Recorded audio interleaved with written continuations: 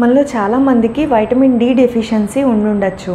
సన్లైట్కి సరిగ్గా ఎక్స్పోజ్ అవ్వకపోవడం వల్ల, ఎక్కువ డార్క్ అపార్ట్మెంట్ కల్చర్స్ వల్ల మనకి విటమిన్ డి డెఫిషియన్సీ ఎక్కువగా చూస్తున్నాం. ఇందులో కొంతమంది సప్లిమెంట్ వాడుతున్నా కూడా కొంతమందికి వైటమిన్ డి ఎప్పుడూ డెఫిషియన్సీగానే ఉంటుంది. దానికి గల రీజన్ మన గట్ హెల్త్ అయి ఉండొచ్చు.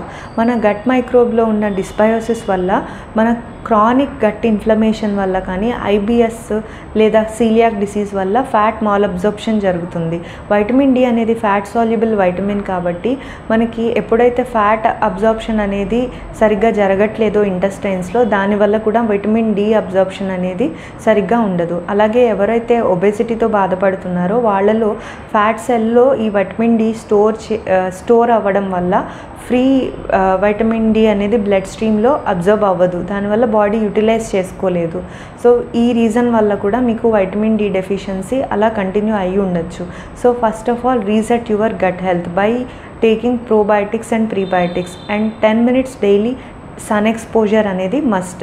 అలాగే మీరు ఫుడ్ తినే వాటిల్లో హెల్తీ ఫ్యాట్స్ అనేవి తీసుకోండి. Refined sugars, refined processed foods, మైదా ఇట్లాంటివి తగ్గించండి. గట్ ఇన్ఫ్లమేషన్ని కాజ్ చేసే ఫుడ్ తగ్గించండి. యాంటీ ఇన్ఫ్లమేటరీ డైట్ అనేది ఫాలో అవ్వండి.